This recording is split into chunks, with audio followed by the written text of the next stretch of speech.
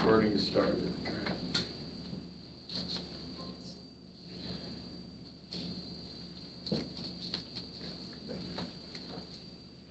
Y'all got the memo, apparently. We're not used to this big a crowd. Forgive us for.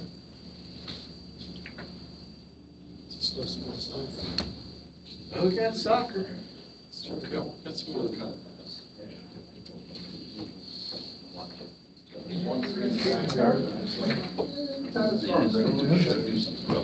Yeah, I don't know. Good evening, Joel. Evening. Is that right?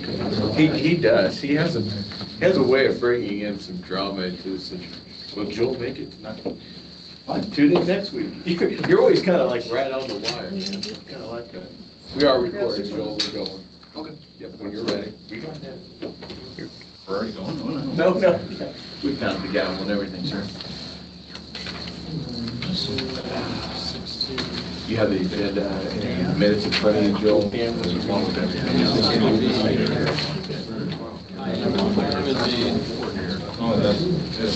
The minutes are so light, I wasn't sure they were the minutes. Donna sure as this they are.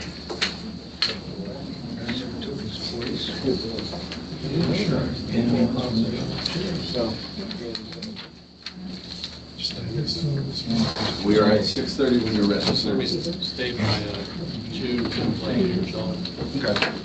We'll give you 3 seconds. Okay. Good. All right. You got it. Hi, everybody. Pretty full crowd tonight. Thank you for coming to the Plan Commission meeting for June 16th. So just so everybody knows, if we do call for audience participation, we would like you to state your name and your address when it comes around to it. So without further ado, let's stand up for the Pledge of Allegiance.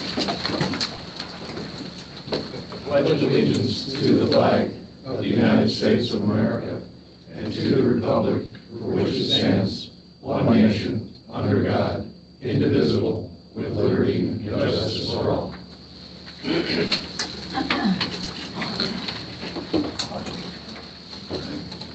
Roll call of members. All right. John Miller. Present. Chester Goot. Here. Joel Samuelson. Present. John Chris. Present. Jerry Siler. Present. Anybody online, Kevin? We do not have members. I believe we do not have members online. No. And I will entertain a motion for the approval of the May 19th, 2026 minutes. So moved. Second. All those in favor? Aye. All those disapprove? All those abstain? Motion carries. All right. Hearings? None this evening, sir. We have one appeal case, but that would be our new business. Okay. Moving right along to new business. This evening we have one appeal. It's the Fairchild Appeal. I've made the commission aware of it. I've given everybody a recommended procedure on this for the Plan Commission. The appeal concerns grade for setting height. I'll move right into the, you may want to open a hearing at this time, Jill, just for good form, and we'll go from there. Do you want to state the case before we open the hearing? I can absolutely do that. Okay. Just so everybody's starting with the same. Yeah, absolutely. The case this evening that we are here to appeal is, in essence, carried over from last year. Our former building commissioner, Steve Gorski, who's now with the county, had set a determination of grade at a property that's yet to be addressed on East Shore. The property grade was set at 735.5, I believe, and it's just above the minimum grade for a buildable lot. That property was leveled at that site, and the owners are here to make an appeal to the Planning Commission per our ordinance concerning that grade. Mr.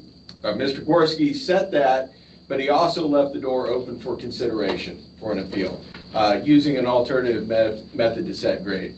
The method that was used to set grade was per our ordinance, and essentially if you take the footprint of the building, you do your cross angles, and at dead center, that was the determination at 735, but that represents, again, the minimum fill line.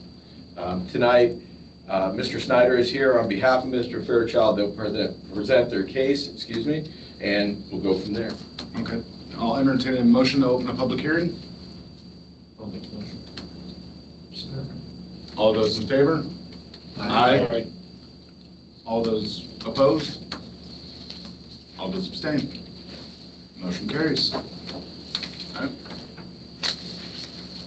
Thank you. I'm Steve Snyder, 200 West Main Street, Syracuse. I'm an attorney representing Mr. Fairchild. Tried not to kill too many trees tonight, but it took a few. Thank you. One thing about dealing with small communities, most people are very familiar with the site, but it never hurts to have a picture.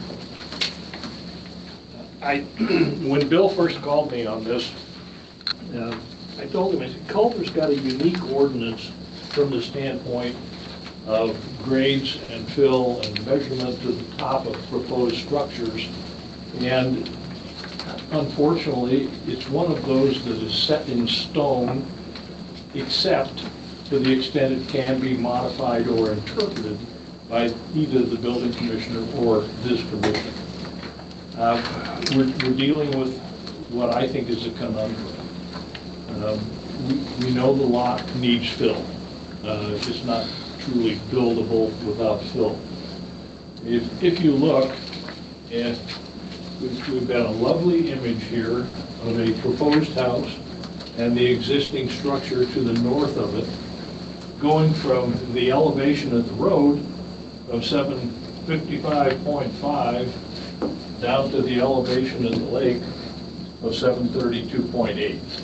So we have a drop in that land that creates a situation for the proposed Fairchild residents of all of this water coming right down here. You can't have that. No builder and no drainage expert, no engineer is going to tell you that makes any sense from the standpoint of setting a house in what's going to be at least a significant runoff problem as it comes down from the road and from the adjacent property to the north. So we're looking at meeting your ordinance to a certain extent. And that is, the proposal here is for a walkout basement. The floor of that walkout basement will meet your original grade elevations that were decided at 735.5. But once that basement is installed, there has to be fill brought into this lot to make it usable and to prevent serious runoff problems, both from the road and the properties to the north. And once that's done, the basement goes away from the standpoint of being visible except for the walkout portion. If we read your ordinance literally, the elevation of 35 feet maximum has to be measured from the original grade. But if we do that in this case, it means putting a one-story house on top of a one-story basement located on the original grade. That one, that's not compatible to the area, and two, it's not practical for lakefront on Culver. Go down East Shore Drive, I don't think you're going to find too many like that. This is valuable property. It needs to be properly developed and aesthetically compatible with what's around it. We know we have a very large residence here. It is set at, well, I wasn't there when it was built, but when you look at it, it was built on fill. And it also has a walkout basement. So we know that if you measured from that original grade there up to the top peak of that, it would exceed 35 feet. Now, if you go to the fill that was placed in, filled around the basement, and measure to the top, it's probably not over 35 feet. So it was acceptable to someone back then as meeting your ordinance. We're looking to do essentially the same thing to make this work from the standpoint of using a lakefront lot, and secondly, avoiding the drainage problem that would otherwise exist, and finally, making it aesthetically compatible with the other structures located in this area directly to the north. So I tried to provide you with some photographs. And the first one, Exhibit 1, is simply looking at the lot from away from the lake to show you what the leveled lot is and what the 735.5 foot elevation makes. Exhibit 2 then shows you a good portion of that lot, but also begins to show you a portion of the Fairchild residence to the north. And you can see some significant stone piled at the southeast corner of that lot where the park is lying to show you an approximation of what the fill that was placed in that north lot was.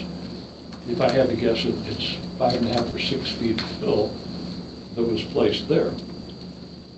Exhibit 3 is just more of the elevation of the lot that we're looking to construct on and what the adjacent property looks like, not only from where those large boulders were, but the retaining wall that's been built along the east side. And that retaining wall is the edge of the approximate location for the driveway, proposed driveway to our house. And again, Exhibit 4, I went a little further north to show you the drop of a significant portion of that land, not just from the first house to the north, but to the second house to the north as well. It's clear that all of them were elevated above the original grade to provide the proper elevation. Then, if you look at Exhibit 4A, because I stuck a couple other ones in, and that's why I have labeled them A and B.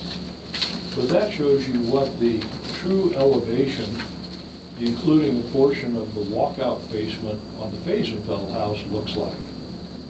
I didn't measure it to the peak, but with 3 floors exposed, certainly it's over 35 feet from what appears to be the original grade on the Fairchild lot. I think that's a screen porch on the front, but you can see going lakeward from that is roughly the same elevation as our lot is. Finally, in 4B, again, more of an indication of the exposed side of the walkout basement on the Fairchild house. But then in the middle of that, between the garage and the house, you can see the elevated portion that goes up to the approximate level of the first floor in that house to the north. That's the grade we're looking at, not quite as tall as the Fairchild house from an elevation standpoint, but very close to it so that we don't have that surface water problem coming down on us. In the foreground of that house, you can see some brownish colored stone.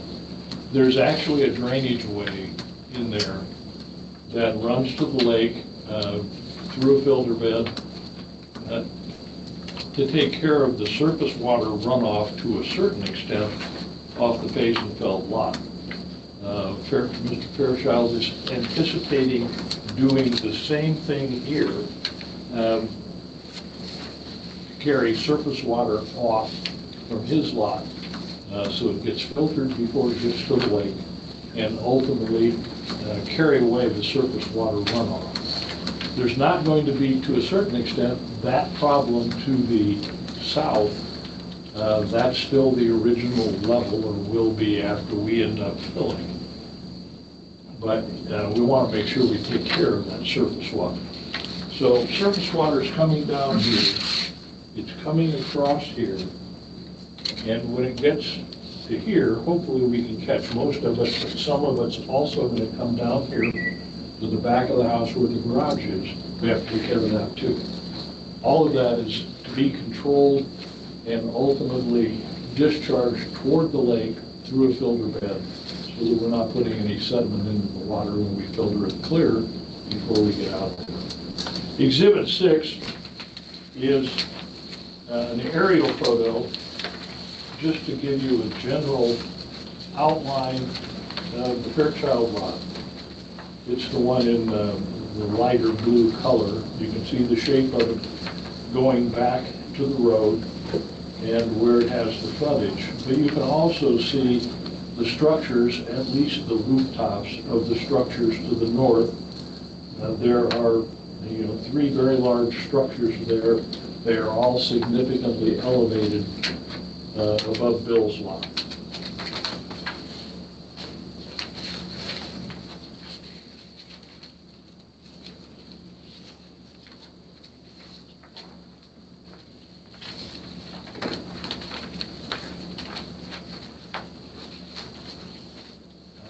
Exhibit 7, if you turn it sideways, is an oblique photo from the county GIS site, and shows you the various elevations of all of the residences. You can see 5 of them there, north of Bill's lot, and what they look like from the lake from the standpoint of height, building exposure, and relationship to adjacent properties. That's where I'm addressing the aesthetics of putting a one-story house here compared to a two-story house with a walkout basement. It wouldn't match anything along that area of the lake. Exhibit 8 is, again from the GIS, showing elevations from the road down to the water's edge. So you can see how fast this land drops off. And it still drops off on the Fazenfeld property. But if you notice, there's very rapid, closely connected red lines there on the southeast corner. That's where the stone wall is. It drops that elevation from their driveway elevation and essentially house elevation down to the grade on Bill's lot.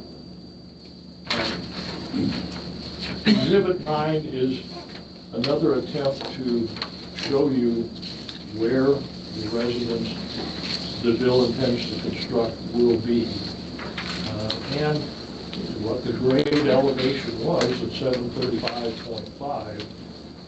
But it also has some information regarding the elevations of the Fazenfeld house to the north. And if you look just north of the outline of Bill's house, you'll see that the neighbor's peak is at 775 feet. And the top of the wall is at 746 feet. So we know what we're shooting for from an elevation standpoint, because we're going to be slightly lower than what would be in existence on the lot to the north.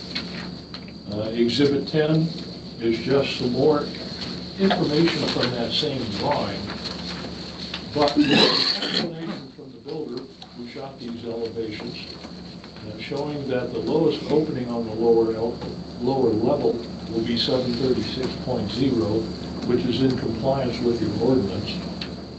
The grade of the road is 755, so we have a 20-foot drop between that and the lowest elevation. But we're talking about the tallest roof peak at 777, and a grade at the front porch, which is towards the road, of 742. So we'll be roughly 7 feet above that grade that Steve Gorski established as the prior original grade. Garage floor, 741. So we're again trying to be compatible. With your ability to interpret the provisions of the ordinance, it leaves it open to you to how to determine where the 35-foot measurement for the maximum peak of Bill's house will be started from. The question is, does it start from the basement floor and go up, or does it start from the top of the basement floor where the fill will be placed except for the walkout side, and then measure 35 feet up to that to allow for the construction of a two-story residence on top of a walkout garage. And that's what we're asking you to determine tonight, that because of the conundrum created by your elevation ordinance, we can't match the adjacent properties, or we simply can't build anything taller than a one-story house, which doesn't make any sense. I can give you some average numbers. You know, what is the average elevation from the road down to the lake? You've seen the elevations of the basement floor at 736. Matches your ordinance for the lowest level at the original grade. But what we're dealing with here is put the basement in, fill around it, leave the walkout side open, and then build 35 feet on top of that basement maximum to give you a full-story house that's compatible with everything else that you've seen in the aerial photos, especially that oblique photo. I think you have the discretion of the ordinance to make that determination that the elevation should be taken from the fill, or in this case, the top of the garage floor, as your beginning point for starting that 35-foot measurement to the maximum height of the house. That's what we're looking for. It will take 4 to 6 feet of fill to match the grade, or come close to matching the grade on the basement property. We know that, and you can see it by the stone that was placed around the Basenfeld property, where they put something in to hold the fill in that was placed on that lot. We're still going to have a peak that will not exceed the adjacent house, that will look like a 35-foot elevation from the finished grade, and that's exactly what the other houses in the neighborhood have done. The Basenfeld house has the most visible effect of that when you look at it from the south side, which will face our lot. That's clearly more than 35 feet to the peak, but it was done, obviously, after some fill was placed in there. It looks exactly right for the lot. And we want to match that. We want to make this compatible with all of the other structures that are in the area. And we're asking you to say, okay, because of the unique situation here, that calculation of 35 feet should start from the top of the basement floor when the fill's placed in there, and from there run up to the peak, rather than limiting us to probably a 16 or 18 foot structure above the fill because of the grade starting at the bottom of the basement floor. I've been doing this a lot of years. This is the first time I've run into this situation where the ordinance appears to be mandatory, but I think it is subject to your modification and interpretation when we look at all the circumstances of what's being proposed. Questions? Yes, the next body of water inland, how far away is that from the proposed build site? 200 feet? Trying to look on the aerial, might be easier to see.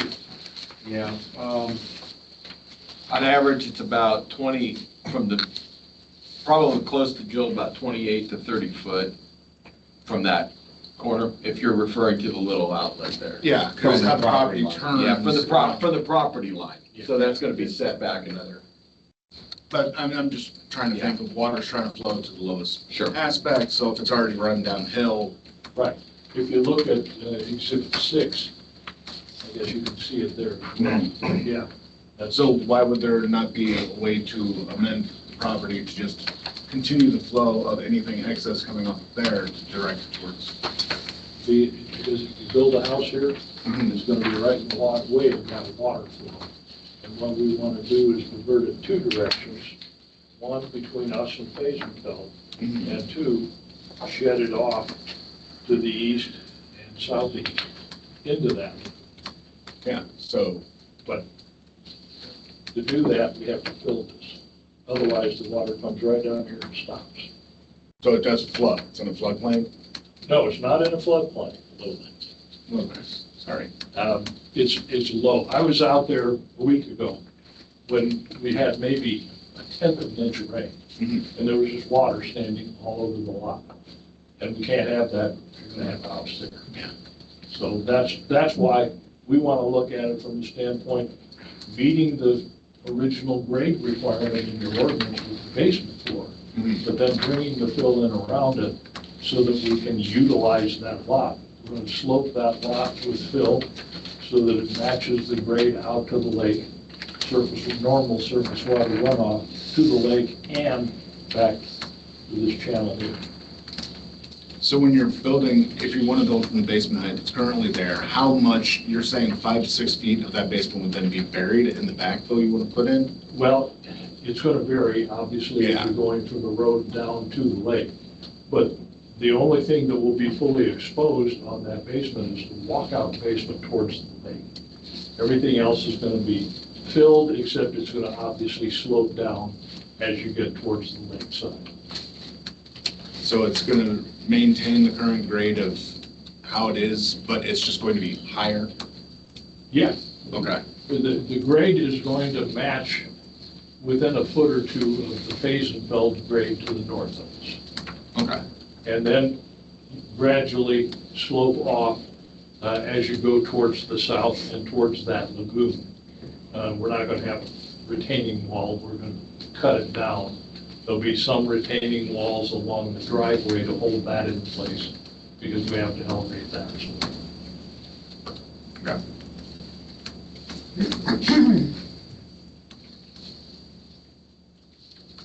The other question I have is you were saying the neighbors to the north. I see that the garage is at the same level as their walkout basement, and you were talking about backfill. Did they only backfill the north end of their property? Yeah, I wasn't there when it was done, but if you look at the photograph, I think it's, Because it's a screened-in porch. Is that the walkout basement? yes. Okay. Yeah, if you look at photo 4B, that gives you a pretty good idea of what was filled, because the right-hand structure is the garage, and that garage floor is obviously all filled. And then if you go to the left side, the screened-in porch is their walkout.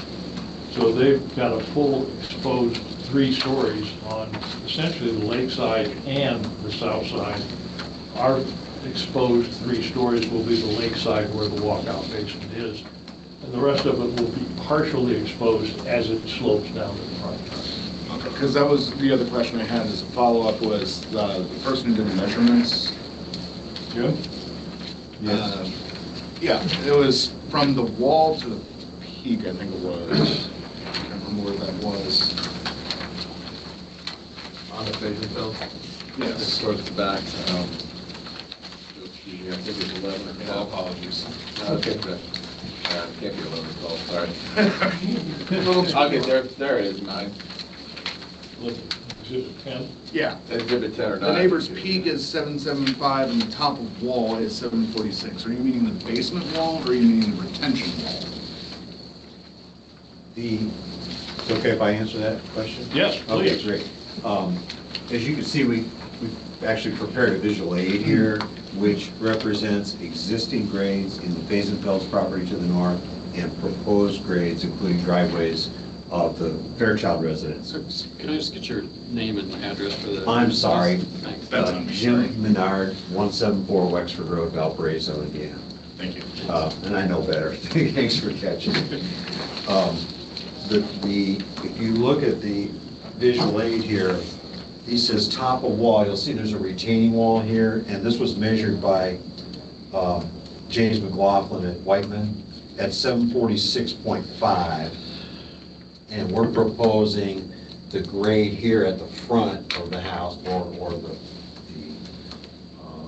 the road side to be 742.2. You can't see that, but these are contours that are done to scale. Yeah. So we're proposing this would be 742.2 right in front of the house on the road side, and this And this is proposed grade, and this is 746, according to their measurement, 746.5. So we're about not quite 4.5 feet still below this driveway grade, which both come off of the existing lane that's there.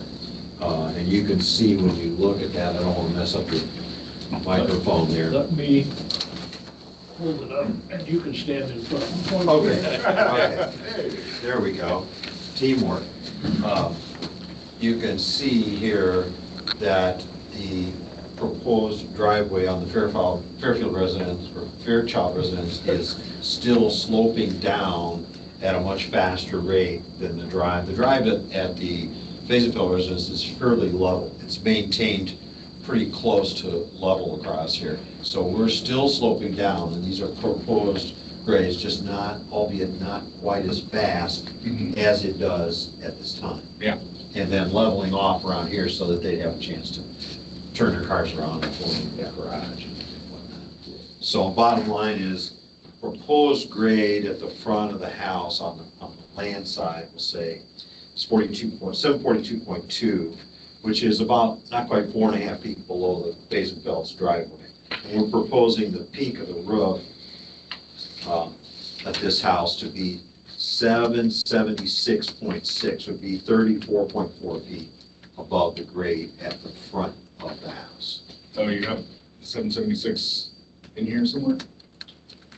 I don't know if you I included couldn't that as an copy that. exhibit. Yeah, this is, it doesn't, it prints really light, but you can see we have 776.6 as roof peak here, and grade at the front entrance is 742.2. Perfect, thank you. Okay, so that leaves about 34.4, I believe, of grade from front door grade to peak. Okay. I assume you rounded up because in Exhibit 10, it has the point of the tallest roof is 777, so you. Right, and then we've since calculated, Okay. actually calculating the rafters and the trusses and everything, and it actually is 740 or 776 point, whatever I gave you. This was done a little bit earlier where it said where 777 was proposed back in, I want to say like January by Whiteman and Associates. And that was grades that I gave them. We've since actually done cross sections that indicate 742.2 and 776.6. And we're perfectly willing to certify those grades. Set a benchmark or whatever. And what's the elevation again for the peak on the Basenfeld property? Just missed that. There's multiple peaks on the Fazenfeld But property. at They the measured highest point. one. I'm sorry? At the highest point. Well, I don't know if it's the highest. They measured a peak at 775, and there's like, I think there's 2 or 3 different peaks on the Fazenfeld residence. Okay. We probably could get that, certified as the highest peak, but it doesn't actually say that on the field measurements. So looking at their driveway and the contours that you have up there, it appears that they brought in probably at least 7 feet of fill to keep that driveway level. Right now, the top of this wall was measured at 746.5, and the grade, the existing grade, not proposed, but the existing grade is 735.4, I believe. So just under the proposed, the Culver town minimum flood elevation, 735.48. So this wall currently is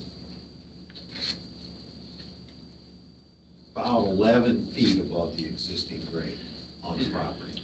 Okay. Does that answer your question? Yeah, it does. Okay. We would propose that it's going to end up being about 4.5 feet above as opposed to 11. Get closer.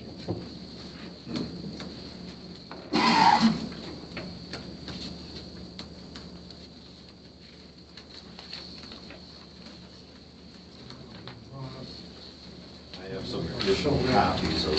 What kind of material in that building? Well, it's got to be compacted fill, so it's going to be proper fill, let's put it that way. Because a fair portion of it's going to be constructed on, and then it's going to be backfilled around that construction. So when you build the basement first, which is the only logical way to go, you're going to be bringing in good, clean fill to get the side levels up to the top of that basement wall, essentially. Compacted granular fill would be what we would bring in, as opposed to topsoil or whatever. He understands that language.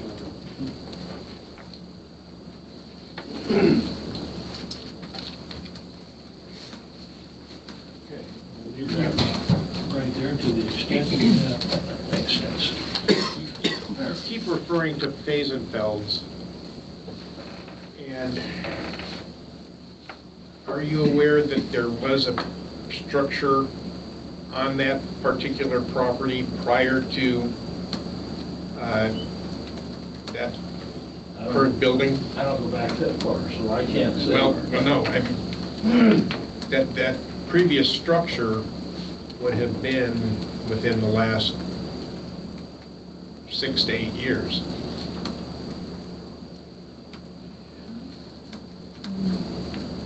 When it was removed, it must have been at the lower level before they brought in the fill.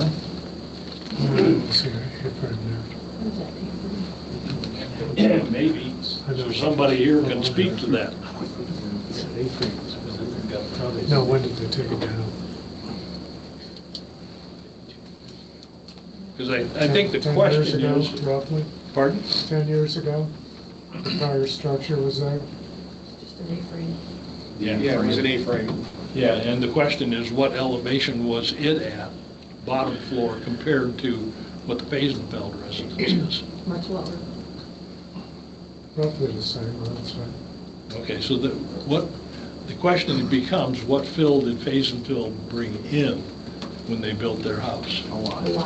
Yeah, that's, Front to front. that's what it appears. But we have no way of shooting the elevation of any prior structure. It's gone. I understand that, but, and not knowing, or knowing that there was a prior structure there, I don't know what the implications were as to how this came about. Well, the implication should have been that the zero grade or the natural grade, the existing grade should have been established before demolition and probably prohibitive to the filling of that property. However, during a site visit, it's very clear and evident that the property was filled. And obviously, the gigantic retaining wall that's been pointed to also indicates or suggests that that filling also transpired. Looks at the site visit, it looked like they continued the eastern on the driveway for that fill of Faisenfeld's property. They've filled two ways. They've created that eastern and brought that forward for the driveway, leveling it. And then they continued with the elevations that were coming from the north on the homes to the north of them. And they continued and pitched, they continued that elevation as well on their fill, tapered it back down towards the lake. So there's a progression of 3 homes there during the site visit that I looked at that indicate a fill pattern that's very similar. Leveling to the east for access, bringing it back to the south, building it and tapering it back to the lake. So creating, with each one, they're filling to meet each other. Slightly, a little less as you taper back to the south. That's initial in my notes.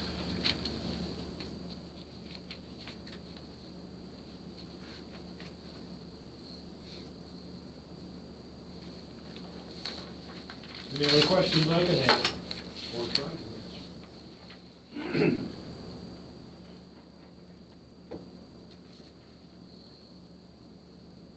So this is a question for, I guess, whoever can answer. So if I understand the sequence of events, Mr. Gorski, who is our building commissioner, allowed, or directed even, that Phil had to be brought in to make this even a buildable lot. Correct, to the minimum level. Okay. Yes. Where in the ordinance does it say that you can only do the minimum level? I mean, I'm thinking as much as I thought Steve Forrest did his job, that decision is why we're here tonight, because it could have been addressed right then, knowing full well that Mr. Fairchild, Mr. Hernandez wanted to build a 2.5-story house that was compatible with what was next door. And I can't, and I won't presume to answer for Mr. Gorski. It could be the fact that at the time he was getting it to a minimum building lot, and at that point he established the grade. And whether or not he was aware of the plans for future fill or not done, I'm not aware of. And so I can't speak towards it. I just don't see anything in our ordinance that says that in a situation like this, you can only go up to make it the bare minimum.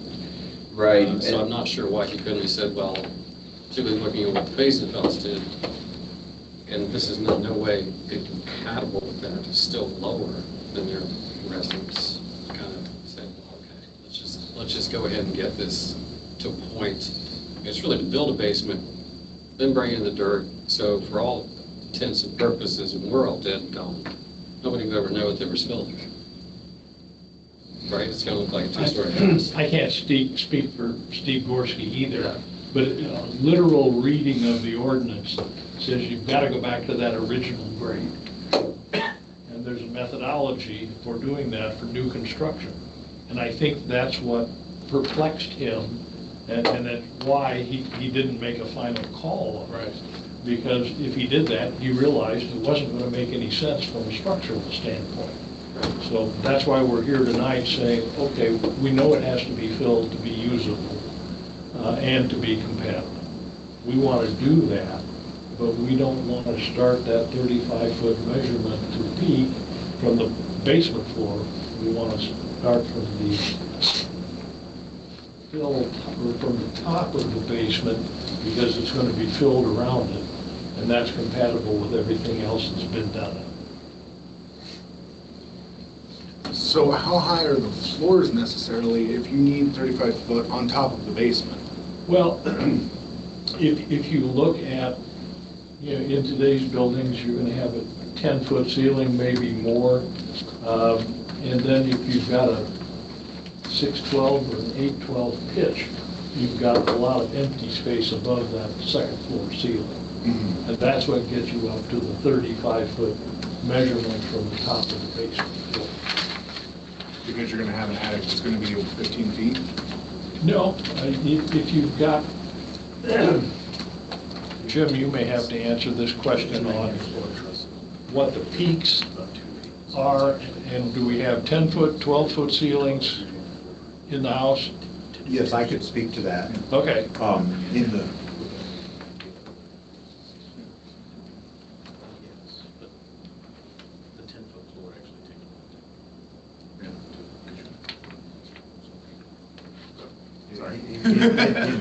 in our planning and the little drawing that I gave you that unfortunately we didn't offer as an exhibit, it shows first floor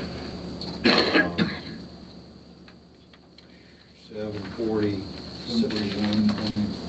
It's actually 9-foot ceiling on the first floor and 8-foot ceiling on the second floor. So we would like to have gone higher, but we were bumping against that 34.6 foot grade at front door to that. So we were really only able to go with a 9-foot ceiling on the main floor and an 8-foot ceiling on the second floor.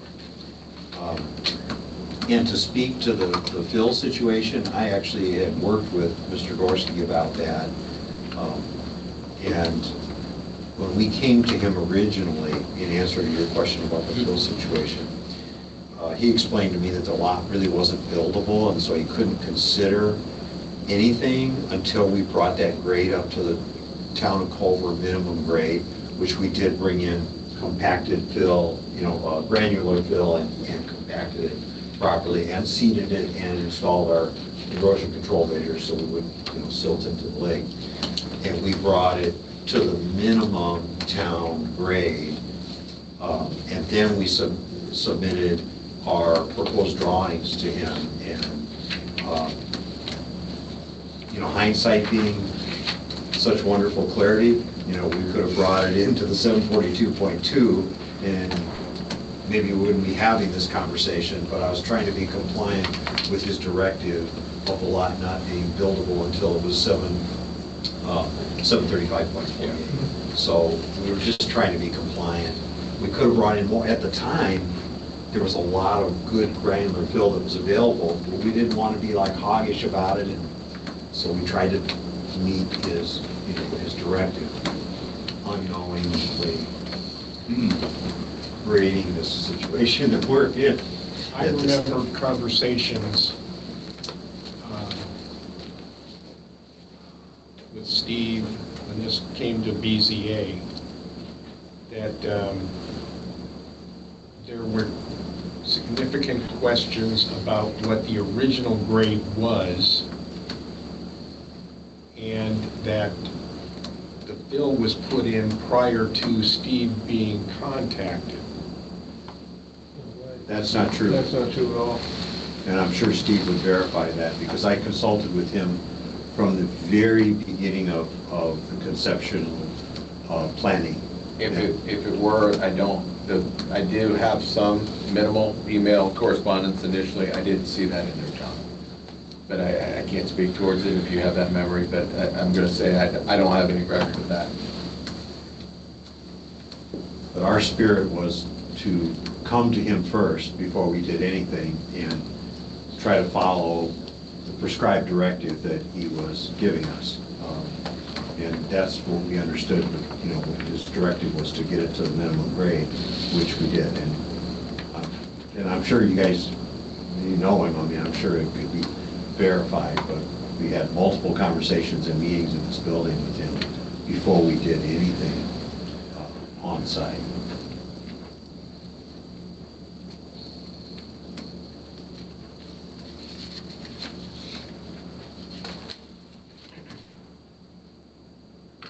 Anybody else have any other questions?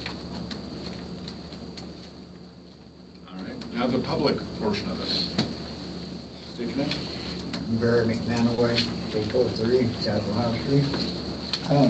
With this bill that they did on that to a minimum, was that in regarding to the high water mark? I mean, was that ever established prior to all this conversation?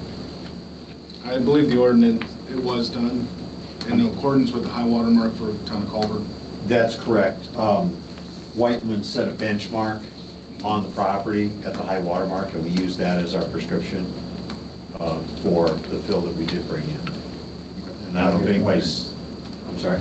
I just wondered why Steve said it was unbuildable at the time, and that raising up was part of that as far as changing the high water mark. I didn't know if it was ever over in that area where you're building the house prior to the bill.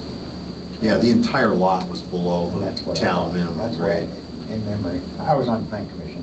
Oh, okay. So it started. Yeah, But it's been a while. yeah, we just went there. Well, I just till January this year. Okay. Yeah. So that was what precipitated that, and that benchmark remains today at the 735.48 on the property. Anybody else? I got one more question. I was just wondering too, I know talking about the established grade, I mean, if the planning commission can change where it is as far as the height, I mean, is that something that you can actually change from established to the others to a new one? As far as, They can appeal, the appellate process that's outlined within the ordinance, Mary states that this comes, it's kind of an exception. Oftentimes, appeals go through the BZA. Right. In this specific case, when it's a height involving this, the ordinance calls for the planning commission to be the determination, and they can reestablish it.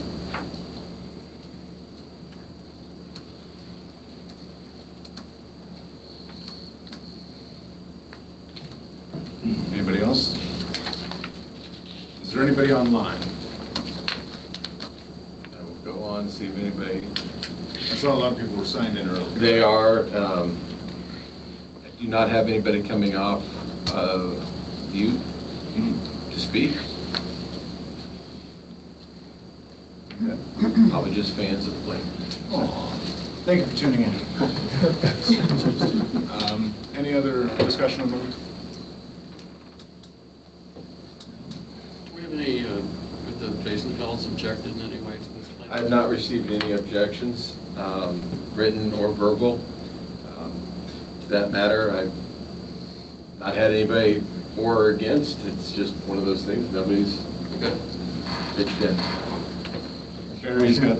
Yeah, I just wanted to also say I got a call from Prentice Eller today, that she thought I was still on the plan commission, but I thought for the minute's sake, he expressed that he knew him very well, wanting to build the building and everything, for the house. He said he knew that he would build it aesthetically right, and he would go along with every ordinance as far as what he could, what was presented by this commission. So he was very much in favor of it. So I just want to get him on record, I guess. Thank you. Going back to some of the aerial photos real quick, I had another question. I just remembered it. To the south, there is an existing house that is not talked about?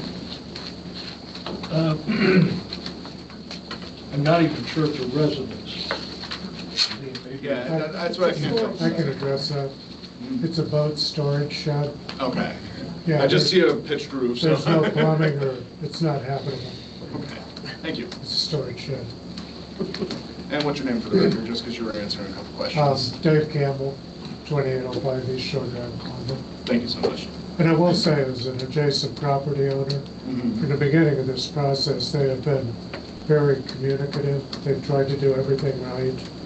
They've tried to address all of our concerns, and everything's been above board from what I can see.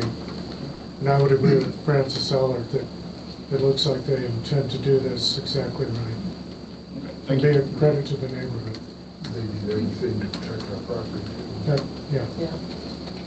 went over and above on erosion control. And that's one of the big concerns, is it is right there where all that water's gonna spread out, and some of it's going to go towards the inside, I don't know if you call that an estuary, and then some of it's gonna go to the lake, so that's why being right in the center of where it's going to diverge is kind of a concern I was looking at, so. And we have discussed water flow and drainage and erosion from the very beginning. And to duplicate what the neighbors have already done in terms of taking runoff and being able to Right, filter it right. before it hits the lake is also commendable, so. Thank you. All right. Anybody else? A motion that we go ahead and close the public hearing?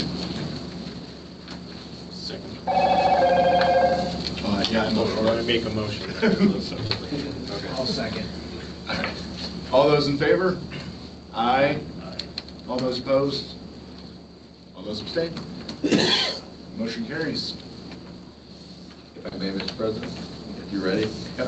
For commission deliberation in this case, I would ask the consideration, seeing that there was not a finding of fact, seeing that it's not a case, it's kind of an appellate, but the first finding that I'd ask for you guys to consider is, does the evidence support a natural grade of the determination of Mr. Gorski that was 735.5? If not, what elevation most accurately reflects the natural grade contemplated by Article 6 of our ordinances? And then what evidence is most reliable for determining that natural grade as presented here today? If you take a look at the packets I put in front of you, there's a section number 8 that's written findings. I would appreciate each one of you on the commission to provide your written findings, no matter how we move forward with the deliberation and your vote. I would appreciate you articulating your vote in writing and providing your reasons for or against a reconsideration of it, whichever way you so choose. If you would, please. That's it from me. Is this about this particular appeal or about the concept of what is considered natural? For this specific appeal, as it was presented today, what your determination of a new, we have a 735 versus the proposed 742, Mr. Snyder, what are you asking At the for? front door, 742. Point two. .2. So I do believe it's Mr. Gorski's, it's at 735.5. The case presented today is asking for 742.2. You guys are welcome to do what you want there, those are the two, but we're asking for your reasons for setting the grade at what it was, what evidence compelled you to or against, right? And that's it. And then if you provide that in writing, if you would please, in section 8, I appreciate it. Thank you. Okay. Can I ask a question? Yeah, absolutely. Where does 742 appear on that topographical map that you have?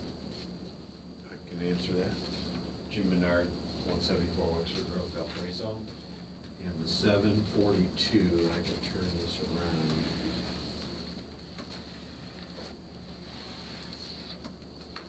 Seven 42 is this contour right here, comes right off the corner of the garage. And 742 is also this driveway grade here.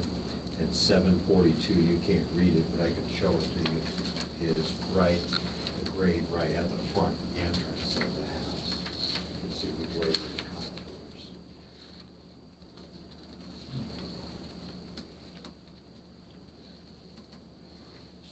Okay, from point 742, going downward, what would be the measurement of the basement floor?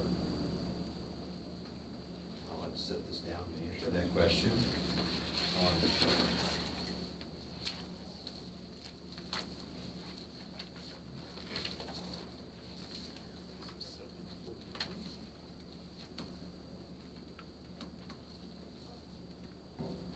It's really, it prints really light, so I'm struggling to read it. But it's on here. 736 is the lowest elevation of an entrance, and the floor looks like it's 735.4. The floor, basement floor. 733.4. I'm sorry, 733. Okay, now, then that brings me next to, back here again, where does 733 appear on that topographical map? 733 would be down close to the water line here. It would be the first contour above the water. This contour right here, this right one show. 733.4. 733.4.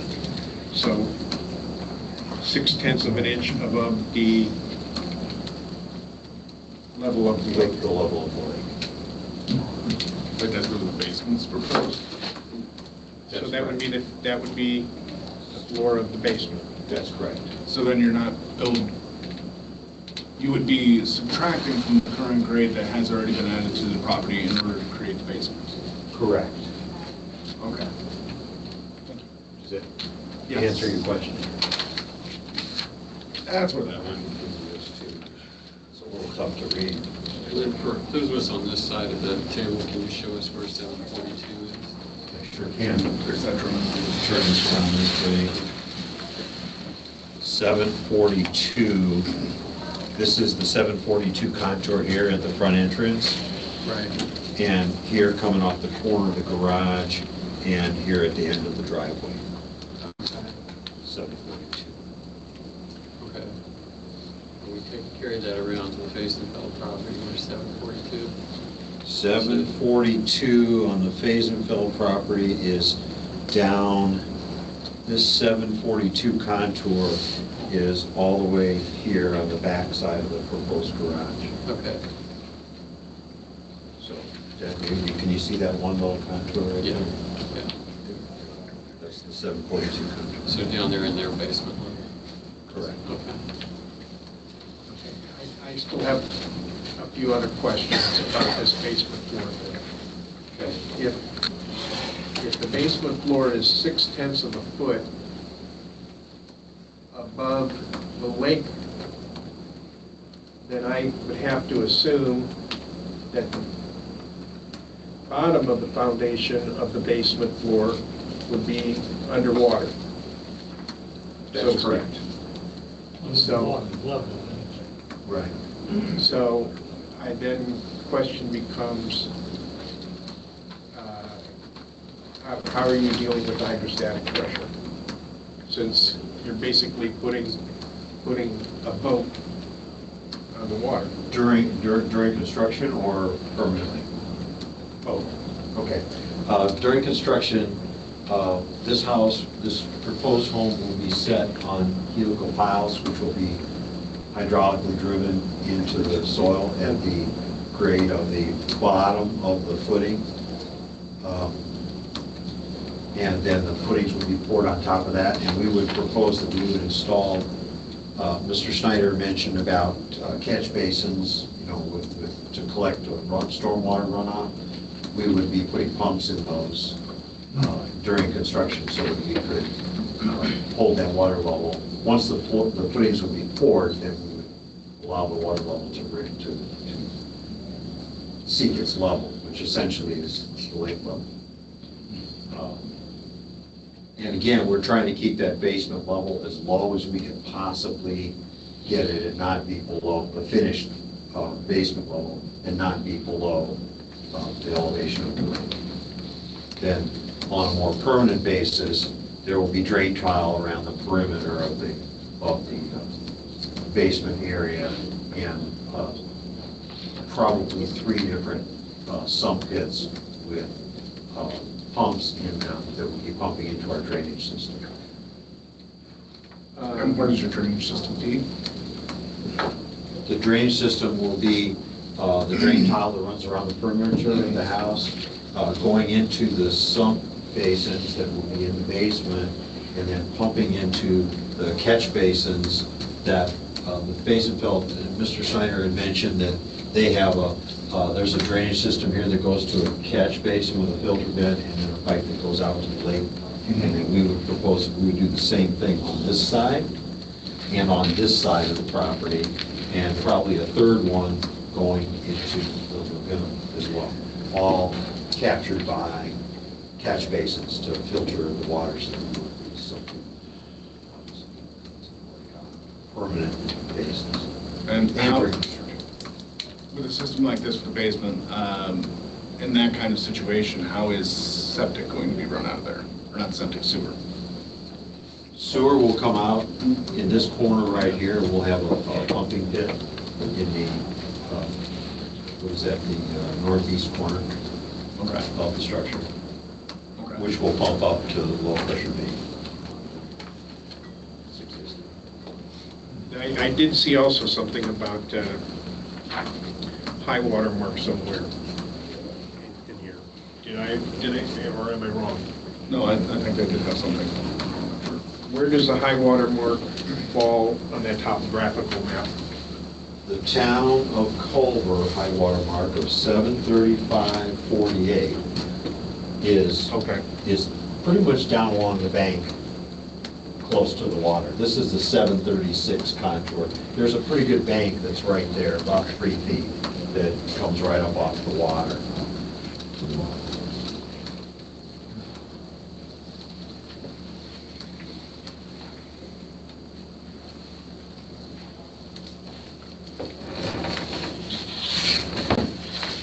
Thank you.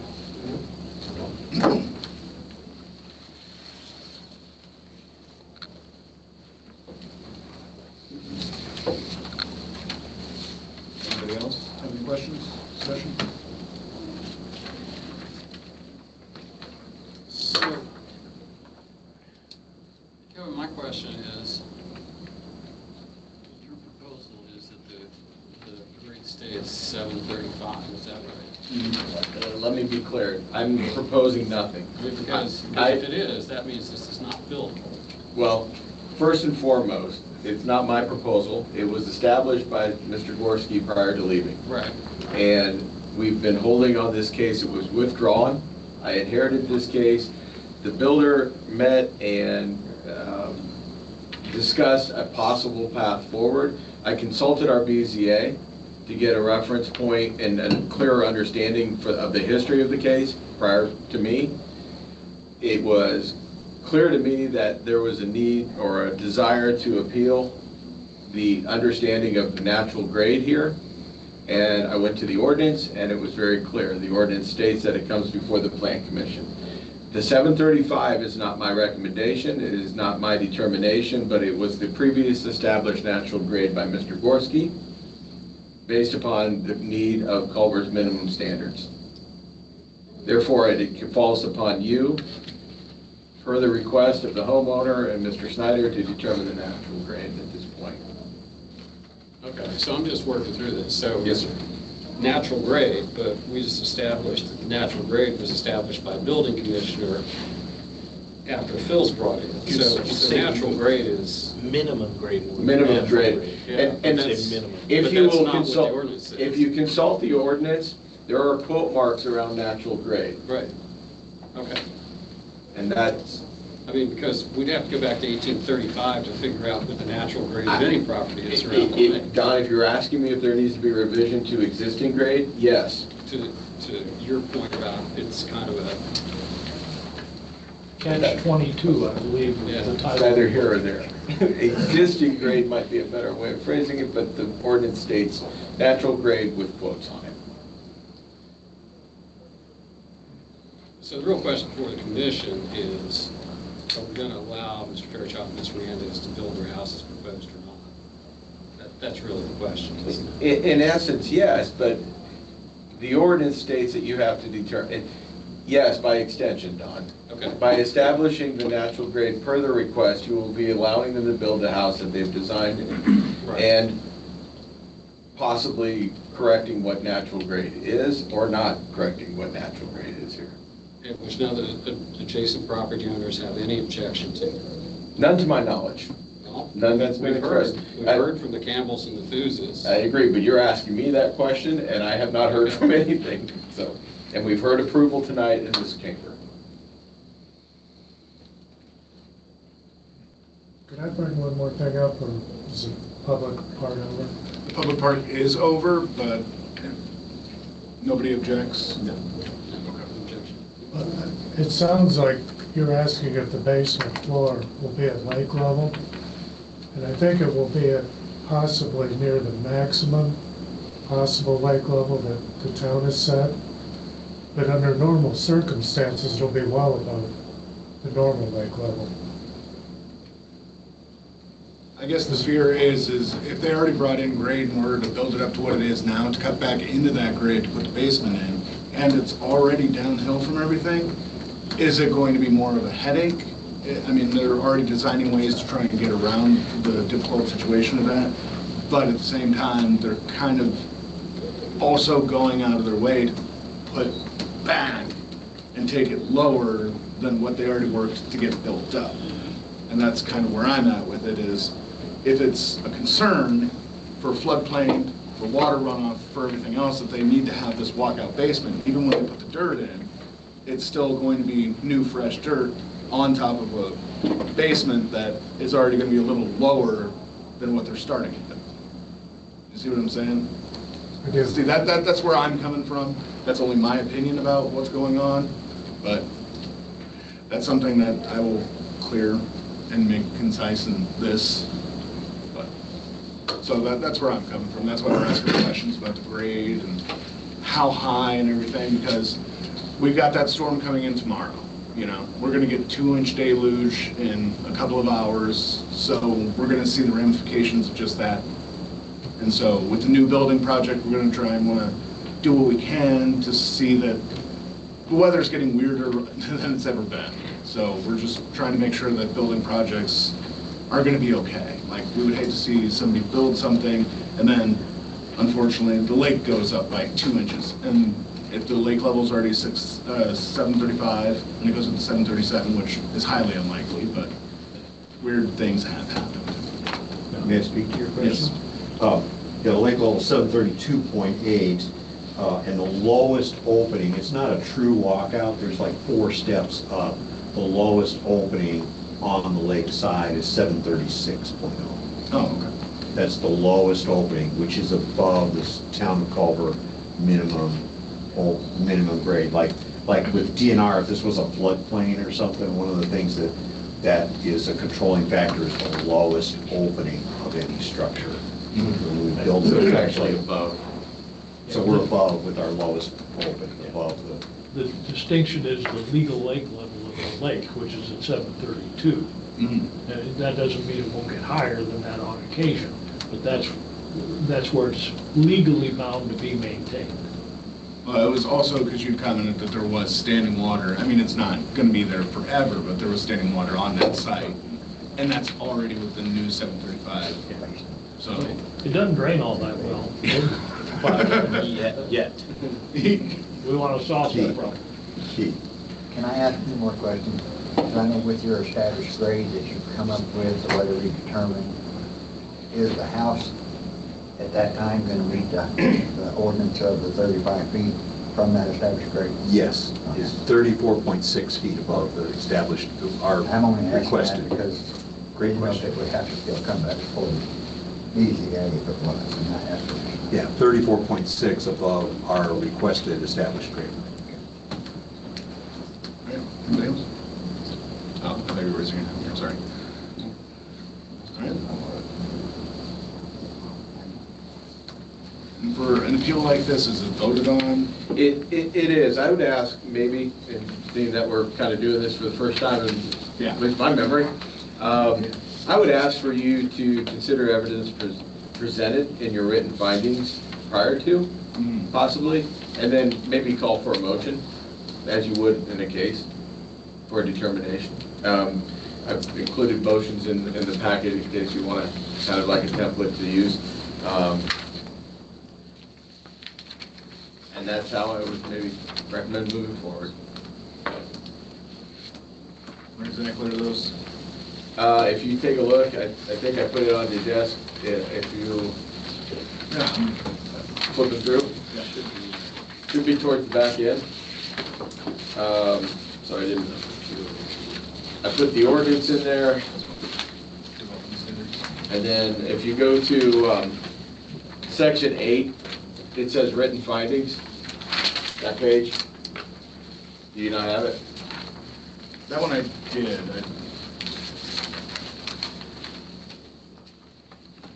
If you look down there below the motions, it says written findings. Yeah. And if you provide your thoughts there in writing, so I'll collect those, and that way we have a written record of it. So you want them written right here, right? Yes, if you would, please. Yes. Okay. A little different than finding a fact, but in this case,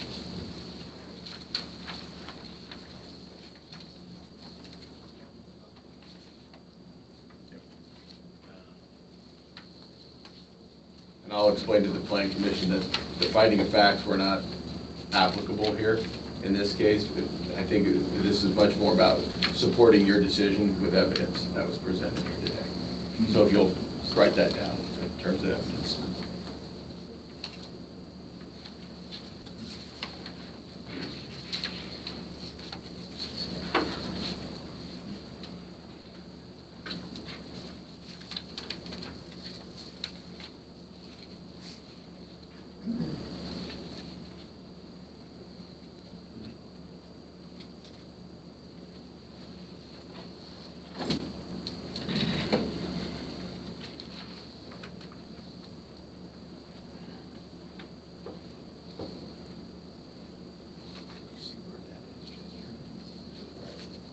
Do you have a pen?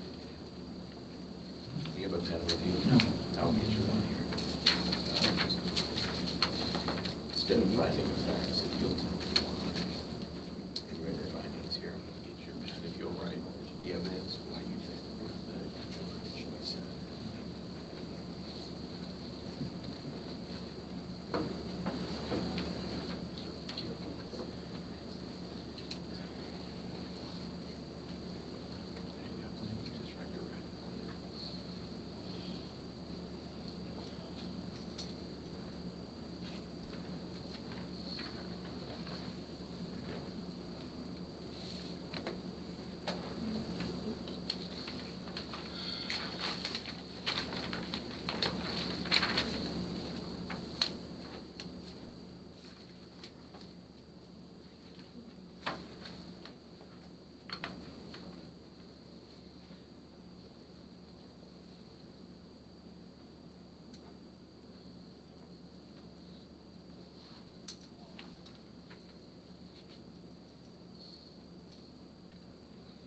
Y'all are requesting a rate of 742.2. Correct.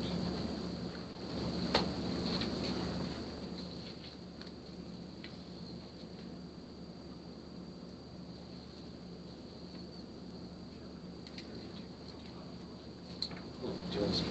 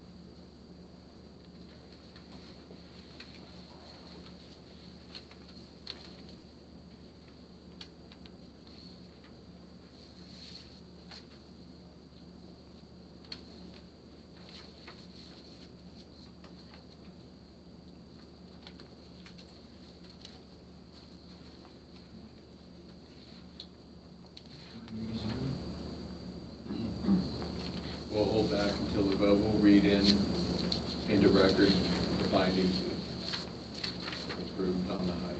I'll get to it. You want them all read in the record? Or? No, just the ones that support the determination. Okay. Depends on the vote. I should say. One way or the other.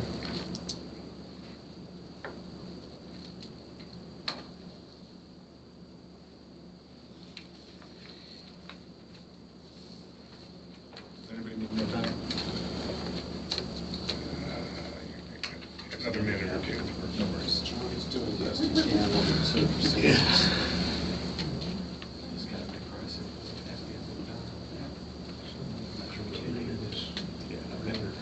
Okay. No, we're gonna continue it now. We're gonna continue it now.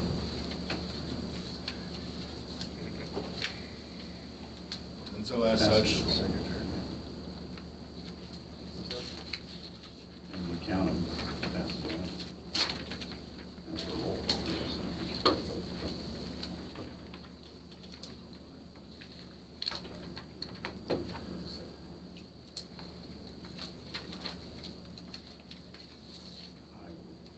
See what everybody has to say.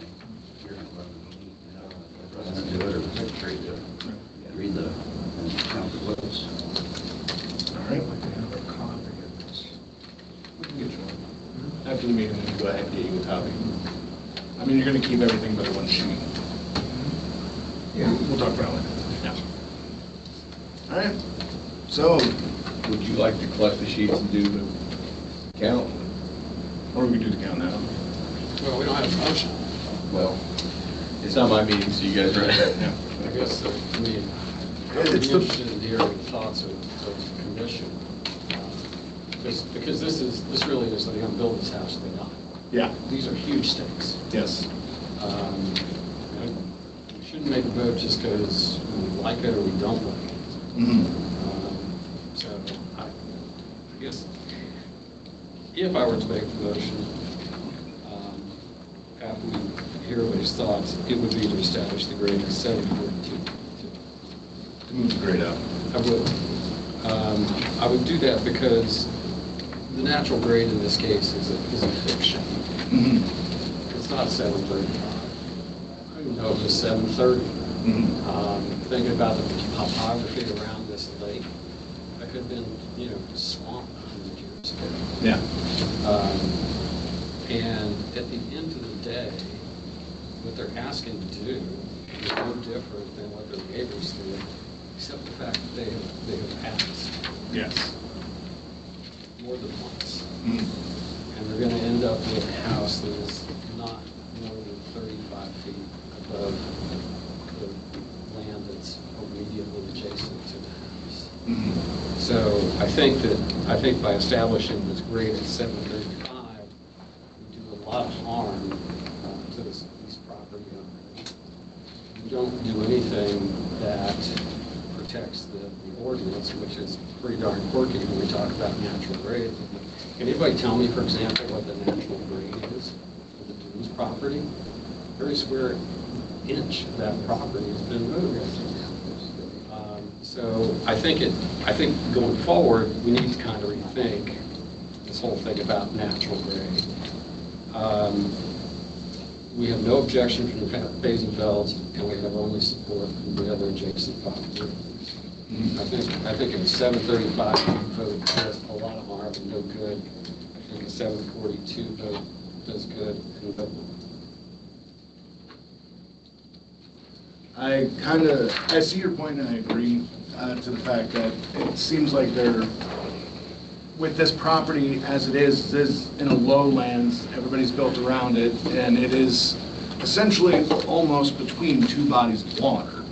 And so it's always kind of been doomed to be, if it's just the bare minimum above, if something ever happens, it's already going to be in between the worst of two possible worlds. And so I know that's an extreme event, but at the same time, though, you're only making it just above. And so you're going to have to put in so much extra efforts to make sure that everything is maintained and all the pylons in and everything. It just, if you just raise that grade an extra 6 inches, 7 inches, if it already has been raised before, why couldn't it be raised again?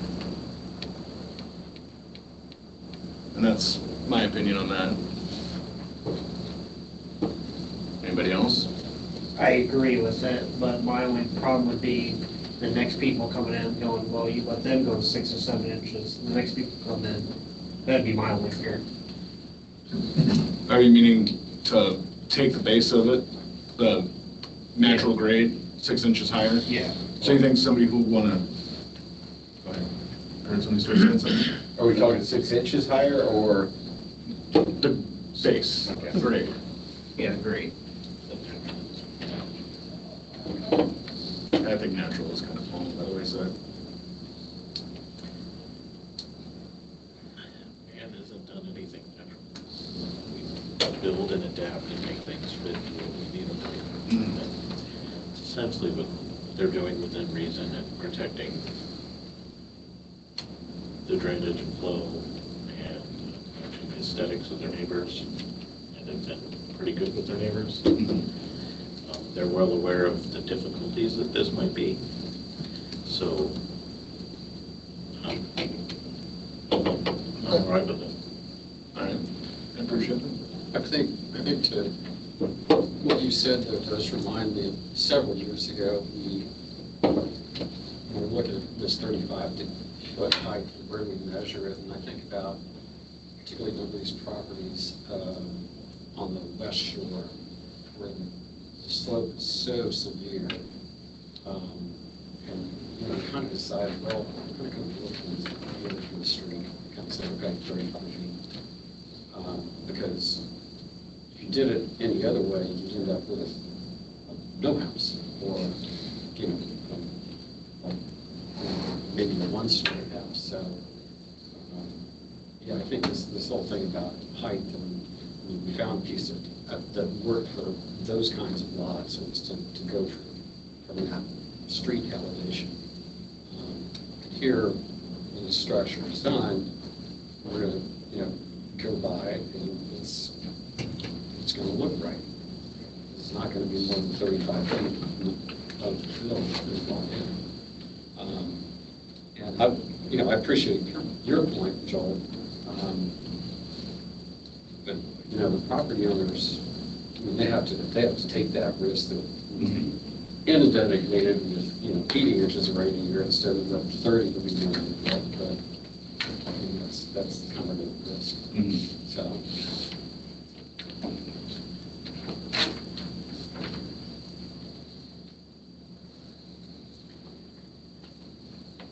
It was said earlier that more filter could have been brought in. Am I correct that I did hear that? You did. Kind of in hindsight, yeah. Okay. Yes. And more filter could be brought in now?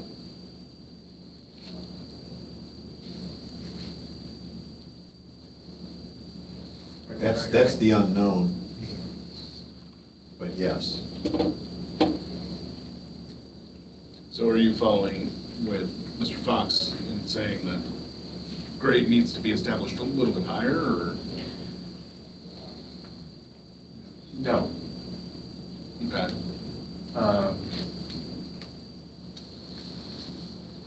I think I'm saying, why couldn't fill be brought in?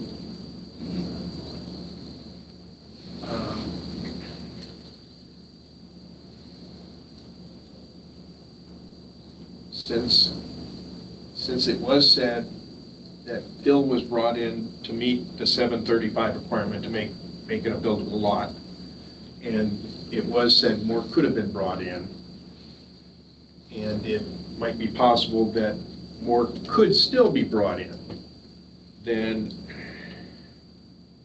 it's kind of hard for me to decide 735 or 742.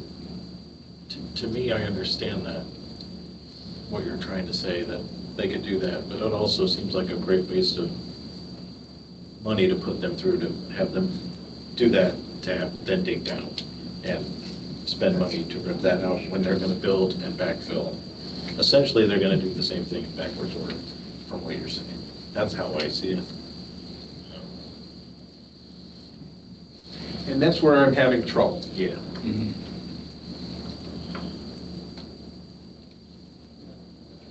But as it currently meets the natural grade as established by the town of Culver, I would like to, in the future, readdress our natural grade as it stands on the books, because I agree this is kind of splitting hairs down a very fine line. But as it stands right now, I see that this is a according to, and well-planned and well thought out to adhere to everything that we would ever have asked of this property. So it's covering the water drainage, it's covering the height, it's covering the natural grade as it is established. It's been sitting there for a year. I think that's usually a clock rollover of like, is that natural grade now? It's dirt that's been brought in and sat there and been through the storm and been through the winter, so it's now the new grade. It's not the natural, but it's the new. So, as it stands, I see that everything has been done according to the rules and according to what we have on the books, so I am in favor of this. Favor of it as 742? As it currently is at 735. 735. But that's why I'd say in the future, because of this, I would like to readdress that. I think we need more time to study this. More than welcome to put that forward. You're more than welcome to put that forward if you wish. Yes. Anyone second that? Taking more time on this measure, or would you like to discuss more tonight? I want everyone to feel comfortable with their decision. I want everybody to feel that they've been able to masticate on what has been offered to them today and ask more questions if they feel like there's something that they don't know how to formulate it now, but it's in the back of their head to ask. So we can take more time tonight, or we can do as Chester suggested, if somebody wants to second. So I have a quick question for our town attorney. We have the authority in this procedure to establish what the height is going to be, is that correct? Do you have the authority to determine what the height is going to be? In other words, the elevation, the grade is going to be, is whether it's going to be 735 or 742 or 744, whatever. Otherwise, I'm not sure why we've been here.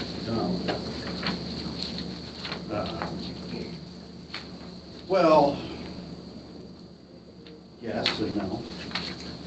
I mean, what Kevin Dante said is correct, that the section 5 of your Article 6 says that, where is it at? Let me see. Section 5 of Article 6. Says recourse for dispute of natural grade. Now, I'm just going to throw out that I've heard minimum grade, natural grade, original grade, pre-existing grade, all tonight. Your ordinance actually says natural grade dash pre-existing grade, or it says natural or pre-existing grade, which implies those are two different things. So I agree that the definition of what natural grade is vague or undefined, from what I can tell. But regardless, section 5 says, so there's a whole lot of language in your ordinance that says you got to meet with the building department and determine what the natural grade is. And you can measure it. You got to give them a site plan. You got to measure from the corners to the center. You got to get to as close to the center as you possibly can. If you can't get, if the center isn't representative because it's got a depression in it or something, you can use alternative means to determine what that natural grade is of the lot. Now, I don't know where the fill comes in. I don't know that there's, I don't know what the language is that says you can bring in fill and change the lot and then measure the grade. But regardless, let's just say you can't. Then you end up with a natural grade. They've said tonight they've filled it and they're at 735.5, which is exactly what your statute says it needs to be. Then they're saying under section 5, we'd like that to be 742.2. And we'd like it to be 742.2 because under section 5, we can go past the building commissioner to you guys, the plan commission, and you guys can take into consideration things to determine what the natural grade is. Now you guys can read those for yourselves. I mean, they're supposed to tell you what a boundary survey, setback lines including establishing points on adjacent properties, footprint unfinished floor elevations of any existing structure on the site, where there isn't one, so we don't worry about that. Proposed building footprint with measurable references to permanent points on the site. Sufficient points shall be set to allow verification by the building commissioner. Topographical maps, so all of these things. And then it goes on to sections through the building footprint and registered surveyor's calculation of the natural grade of the existing grade within the building footprint. All of those things say, come to the building commissioners, or excuse me, yeah, come to this board and present some alternative ways to measure the natural grade. Okay, and it tells you like topographical maps and things like that. The argument is the grade is 735 points off. We want to put a foundation down and make it 742.2, and we want you to say that's the natural grade. So, can you do that? If you want to. Does it take into consideration any of those things? No. But that's my opinion. I mean, you guys have said things like the water flow rate has been addressed, the aesthetics have been addressed. This won't cause any harm. It might cause serious commercial harm, economic harm if it's denied. They've asked for permission. The neighbors don't care. They don't have a good plan. They have a good plan to build on the lot. Won't be higher than the neighbor.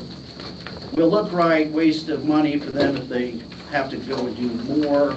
This is well planned, well thought out. Covers drainage and various other issues. None of those are in your end statute. So if you're asking an attorney, will this ruling hold up in court? The judge is going to ask me, what do those have to do with it? Nothing. What has to do with it? The things I just read. Did you consider any of them? If you did, okay. If you think you can put a foundation on it, raise it 7.2 feet, and make it the natural grade, then that's what your definition of natural grade is. My natural grade is whatever this board decides it is. Mm-hmm. Okay, so I guess that's a roundabout way to answer your question.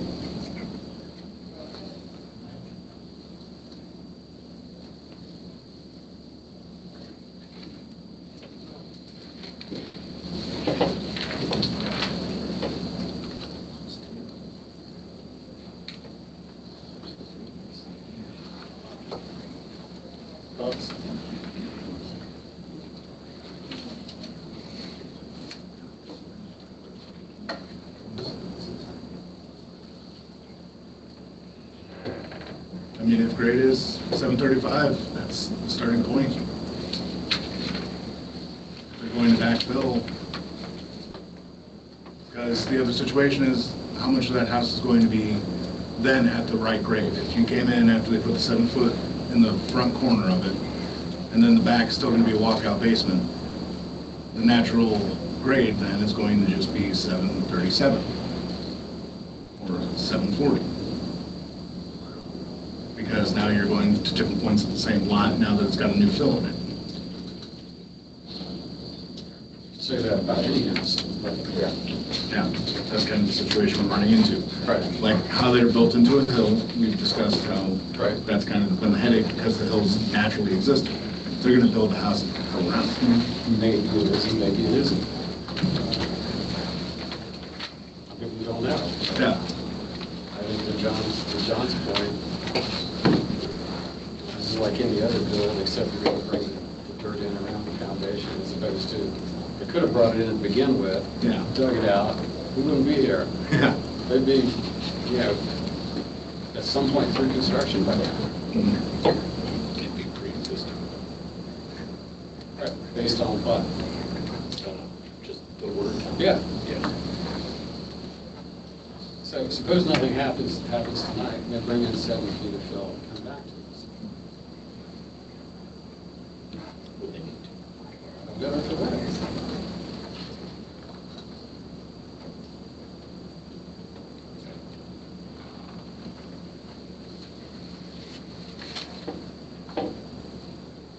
thoughts?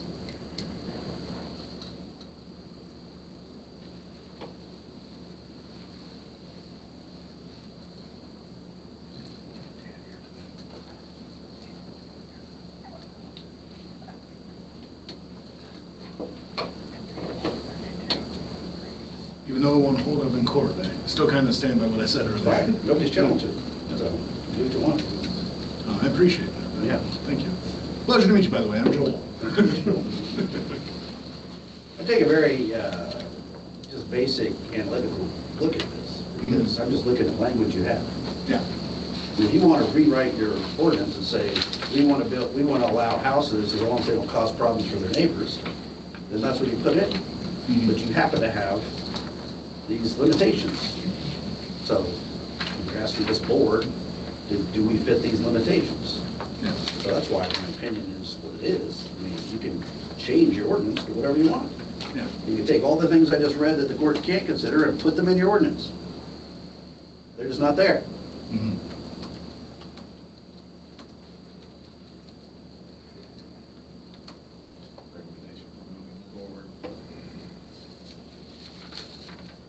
I'm willing to entertain up or down, or does anybody want to take more time? Because that option is still on the table. We don't have to do this tonight. Table. I'll just entertain any kind of motion.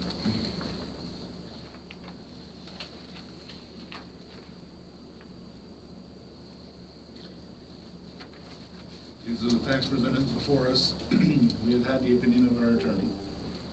We have garnered a lot of facts today, but ultimately, it's something you want to feel strongly about tonight. We already wrote a little bit about it, how you were feeling about it. I've expressed how I feel. You don't necessarily have to openly express how you feel, but if you feel one way or the other,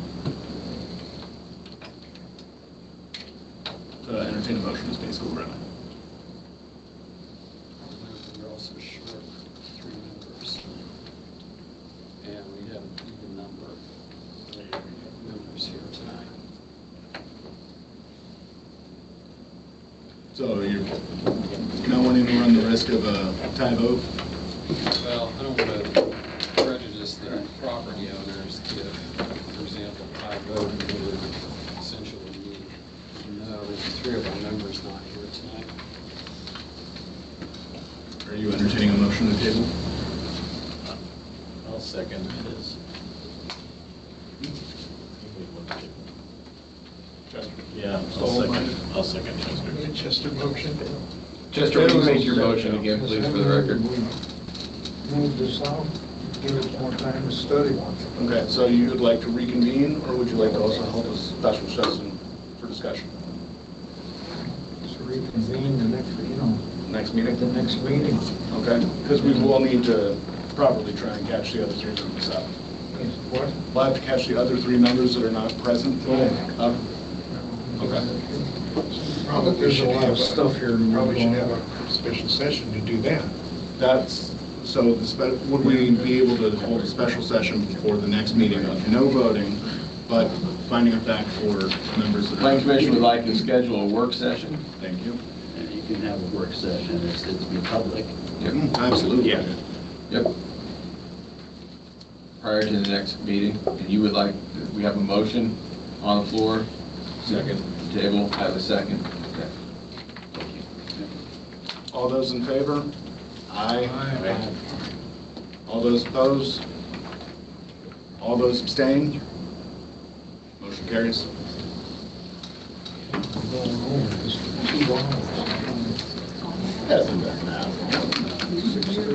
All right. So my clear understanding is that the Planning Commission, Planning Commission would like to schedule a work session at that time open to the public to discuss, and if you would please discuss the determination of height and the evidence that were presented tonight. Correct? Okay, very good. And that way I can advertise and put it out there for the work session is to essentially consider evidence that was produced tonight, also bringing in the 2 members who weren't here tonight that called in and bring them up to speed. And then is it the intent of the Planning Commission to make a determination at the next meeting? It is my intention, I do not know if the person who motioned wants the same thing. Not at the work session, I mean the next regular scheduled plan. That would commission be meeting. held That's directly correct. after, yes. Okay, So vote in the July meeting that. that would be July, and I apologize, I don't have the date in front of me. July 21st, I believe it is. Thanks, John. Much appreciated. Let me double check. Yes, it is July 21st. Thank you, sir. Is there anything special to the plan commission that I can provide? And if there is, please email me, we don't need to go into it tonight. Okay. Do you gentlemen want us to leave that with you? Yes. It's a great visual aid for us, and just because the other members haven't seen it yet. Okay. I'll put it in back in the storage. There you go, it's back in your mind. I know. Can't get rid of the thing. Can't get rid of the thing. Would it be possible to get a copy of this that is readable? If you could send me your, Absolutely. yeah, if you Yes. send me your request, I'll be more than happy to coordinate with and get the evidence that you guys would require for the work session. Absolutely, yes. Because I'm assuming that was elevations of the floors. Correct. Yeah. All the elevations of the proposed building are there. It's just printed. Yeah. I can read it barely. I don't have my glasses on, so. Okay. So at the special meeting, no additional presentation, simply discussion? Discussion of what was presented tonight. You can be here for clarification questions, I assume? That would be acceptable? Be helpful. It'd be nice if Yeah, just let me know when it is. Yes, sir, will do. I absolutely will. Would it be advantageous to schedule the work session on the 21st prior to the regular meeting?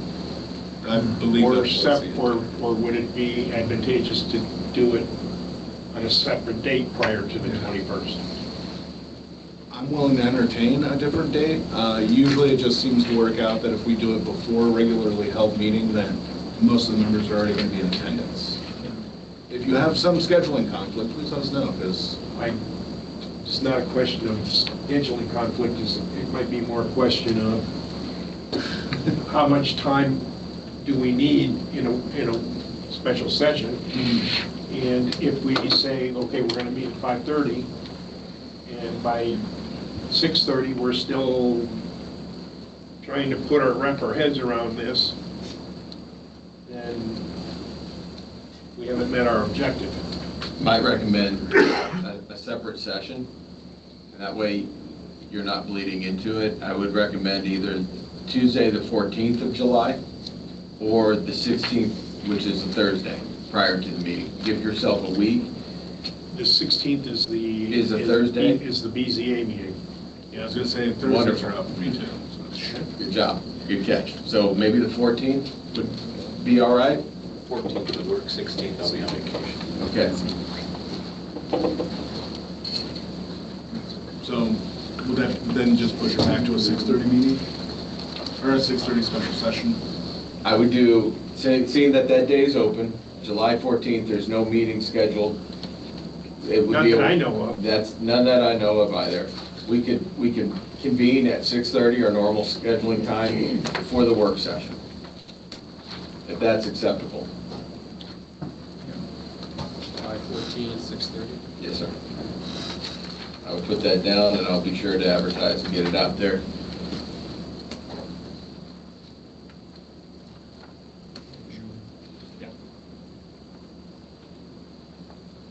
Doesn't take a little while.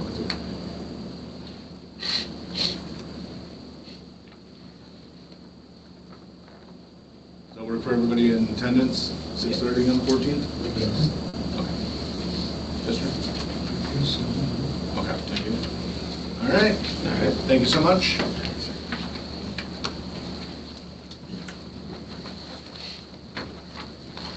For what it's worth, thank you for your articulate questions. You brought us some light. Thanks for involving. I like them all. Thank you. Very helpful.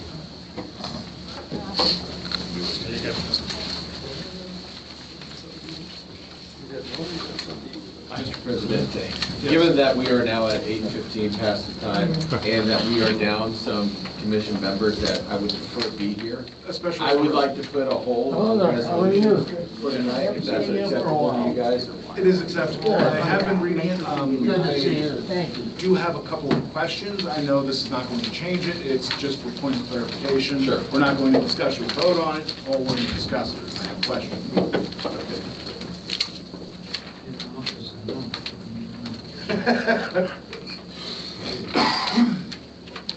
Right here, what was the intention of? Did this go to the BZA originally? Yes, I think it initially came to BZA. They withdrew. Well, they withdrew it. Yeah, they withdrew from you. That's right, it did get withdrawn before we went to vote. They did. So what's the work session to discuss? To bring in the other three members to get their opinions on it, get their take on it, and because with this special way to approach it, we've never done anything like this before. So if you're saying that provides us the latitude to say, with how things are going, that we can set without, you know, like. Well, when I say you can do what you want, what I mean is the board can rule, and the board's ruling stands. Yeah. Unless appealed to a court. But there's nobody that I'm aware of that's looking to appeal your decision, so it will stand. That doesn't mean my opinion is that it's legally defensible, because, I mean, just natural, all these, like I said, we've got minimum grade, natural grade, original grade, pre-existing grade. The paragraph that defines natural grade says, natural grade shall be determined to be the existing grade, not the pre-existing grade. So nobody knows what it means. So there's no definition of what natural grade is. Now, then what happens? Do you fall to just a common sense idea of what natural grade is? Well, you would think you would, because the rest of the language about how you determine it is basically, let's get some measurements on the topography of this lot, and if you have a high point over there near the middle or a low point, we can debate that. What it doesn't say is you can build a 7.2-foot foundation on it and call that the natural grade. What I'm saying to you is you can change your ordinance to say that. You can put whatever, as long as you build a foundation that isn't going to cause a problem with runoff or water or whatever, then we don't care what the grade is. If it's going to cause a problem to your neighbor, we don't care what the grade is. But right now, it doesn't say anything close to that. It says if you can't agree with the building commissioner, you can take it to the board, and the board can hear argument about where the natural grade. I mean, who are we kidding? Nobody in their right mind's thinking you can put 7.2-foot foundation on it and call it natural grade. I mean, under this language. I mean, you could do it, like I said, unless nobody appeals it. And it's a very clever bit of lawyering on Mr. Snyder's part to say, hey, I can appeal it. You guys can do whatever you want under this. If you ignore all the language that tells you what to consider, and you consider things that you want to consider, like, is this going to cause a problem to their neighbors? Is this going to cause any water problems? None of which is for you to consider. And That's for the building commissioner to consider. all our decisions affect future decisions. Well, yeah, but I mean, there's only so many lots left on this One lake. piece of property here. How about all the other pieces of property? How will that? During the site visit, just so you understand, during the site visit, they were trying to make the case that when they approached me about the case, they were trying to understand that they were going to re-establish the grade and extend the eastern grade and the northern grade that was pre-existing on their neighbors. They were extending it to build their house, that fill line. They asked me the question, full disclosure, is that something that we can approach the planning commission with? The answer is yes. If that's your argument, the answer is yes. I pointed out the pictures that you saw today. I said this will help visualize things that you might need to get assistance in making your determination. That's where I left the conversation with them that day. I'm trying to follow the ordinance and bring it in front of the planning commission. That's why I was asking what the words, because you really just have to define what natural grade means. If it means I can put in a 7.2-foot concrete basement, then fill dirt up around it and call that the natural grade, then I can go 35 feet above that, no problem.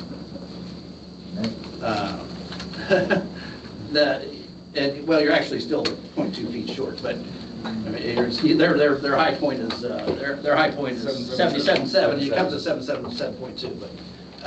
Which was also fascinating. It's just a little thing I caught, that they said it wasn't going to be higher than the neighbors, but that peak is It's going 2 to be feet, higher. 2 feet higher. Yeah. But, yeah, I mean, none of that's, once again, for this board to consider. That's what you gotta, I think, I'm just not trying to be difficult, I'm trying to help you understand about what your role is. And if you get outside your role, and I think it's what Kevin was trying to help you with, you start talking about, well, is this gonna cause the neighbor any problem? Do the neighbors care?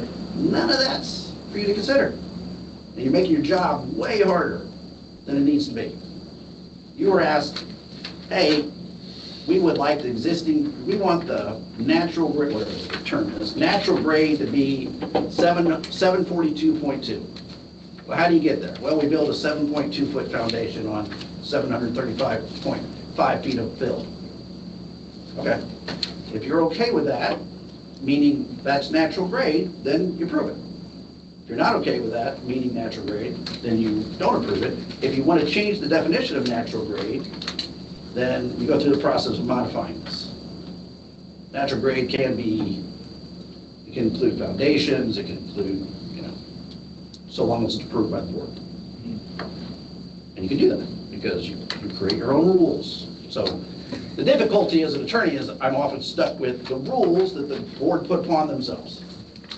And then they didn't adhere to their own rules.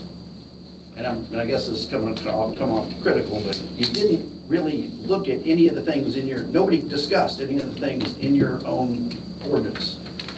I mean, none of it talked about how are we changing, how are we determining this natural grade. You talked about things that really matter to you as a human being. And you got to put that aside and say, I'm a board member, I've got to apply these rules that I've created. And the idea is that we're going to be uniform and all the properties are going to be treated the same. So we have these uniform rules that the world knows about and the world has to rely upon. So when they come to us, they know what our rules are. And we've set these rules, and now we're going to apply these rules. And if we apply these rules, we make a determination. You guys are making your job to be, how do we feel about it? That's not the kind of stuff. That's the kind of stuff judges throw out immediately. That's how we felt. It doesn't matter. What do your rules say? What are your findings on your own rules? And if you don't like your own rules, go back and change your own rules. They'll tell you. Petition for judicial review. Go back and change your own rules. But don't ask me to justify your finding based on your rules and it doesn't at all apply. That's what they'll say. So I'm just trying to, that's kind of what you got to think about. The copy of the ordinance has that procedure in it, and Mr. Snyder knows it too. That what the evidentiary burden was coming in. And my question is, I mean, during the work session, and I'm asking our attorney, during the work session, I would caution against introducing new evidence into the process at this point. I mean, right. I mean, either you're going to vote to interpret natural grade to be whatever you want it to be, which is, like I said, fine. Otherwise, you're going to need to go back and really define what that is, I think.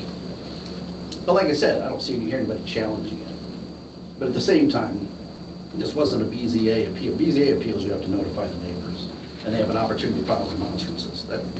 This was an end around through you guys for a special, which it wasn't, like I said, I feel like it was a bit of boring to find this to be a way to change an elevation of 70 feet. But at the same time, he knows that when this board makes a decision and get a building permit, problem solved. And there is a lot of money at stake. And the Fairchild Appeal is well aware of this project. And I would say, as a member of the bar, I take exception to trashing a fellow in the bar. He's not here to defend himself. I don't think saying a clever bit of lawyering is trashing him, but okay. You're entitled to your opinion. I am. Sure. The recommendation that this be brought before you, I had brought it before BZA to see if this is the process. This was the recommendation also of the BZA to come in here with this case for an appeal process because Mr. Gorski did make a determination of the height at 735.5. And at that point, once that determination was made, it was no longer, they weren't asking for a height variance. They were asking for an appeal of that. So therefore, I went to the ordinance, and the ordinance says it comes before you. And that's all true. Yeah. If you're asking what you have to take into consideration, that's already in your ordinance. Yeah. That it is. I have something to stretch to say Not that. now. Not right now. Somebody has a question. No, you can't. To the president, not to me. When we talked about this, I mean, we were looking at what the ordinance said. And I know you got that, you know, where you can decide as a planning commission, you know, whether you want this or not. But would you be opening up to where everyone that comes before a homeowner to build a house, and they have the same problem? Are you gonna be able to establish 3 feet higher, 5 foot higher? I mean, is it gonna be a variable where the planning commission's gonna decide instead of building commissioner at that time, when it gets so high, it's gonna have to go somewhere else? I mean, you're the board that's supposed to do it, so it seems like, you know, it's opening up a whole can of worms at the same time. I mean, I know you can't rewrite the ordinances now. This is gonna have to be based on what the ordinance stands. But as BDA, we're looking at, you take a established grade from whatever, can you come before the Board of Zoning Appeals and appeal for the established grade? I mean, you can't move the ground. And then after you appeal it, do you have to reestablish grade again? Nobody knows what that means. Yeah. And to your BZA question, what can they come with? They are still free to come for a height appeal, the variance and height. And that is something that's still at their disposal. Yeah, to approach the BZA for a height and to make the case that the height that is being consumed underneath the property line in essence, right? But it's still more properly what they're asking for is a height variance, in my determination and my opinion. Right, And 42 feet. Right. And I think they wanted to appeal this height first, following the process, to see if that is going to stand. If the determination of the Planning Commission moving forward is that is the height, 735.5, then they still have at their disposal to approach the BZA with a case for a height variance. Yeah, we talked about that, I mean, as far as, Yeah. when you're And talking about that. And that's my understanding of following the ordinance. I just want to do due process, and before they go for a height variance, we need to determine where we're setting height. And if they're going to dispute that with the building commissioner that existed at the time, then the ordinance tells me to put it in front of you guys. You make your determination, they make the decision moving forward. I just want to make sure I get you guys the information you need, okay? Right. And I think that's the But if you've got an established grade of where you found it, and they were talking about how deep the basement's going, whatever, could they lower the basement and still could meet the recommend they couldn't do it? We have,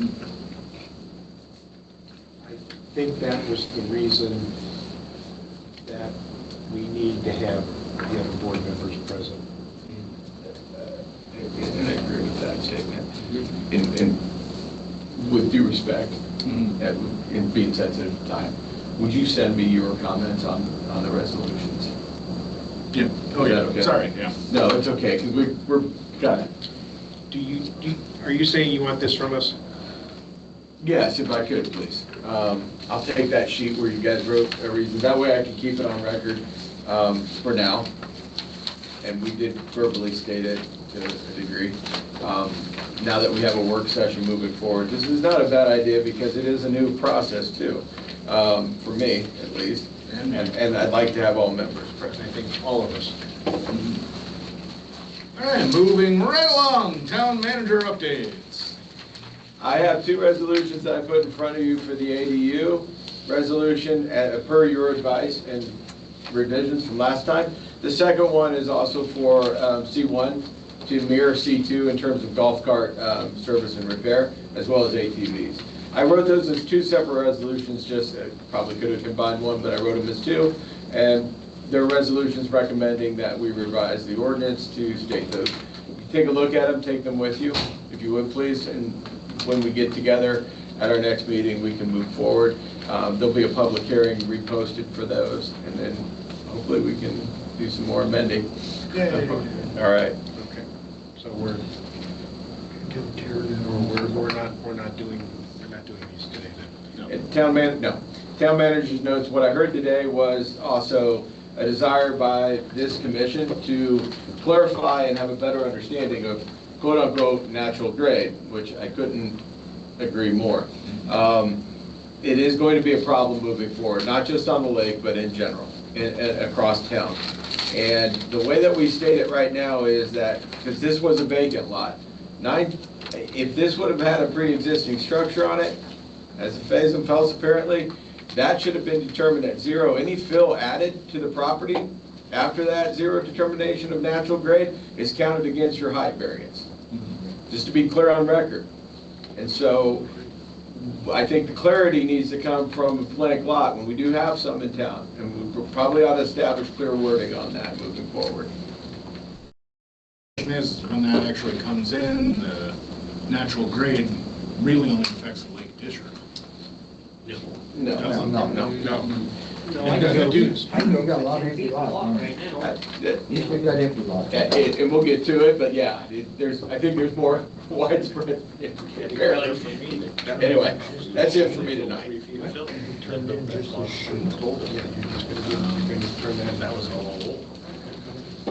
All right, citizen input.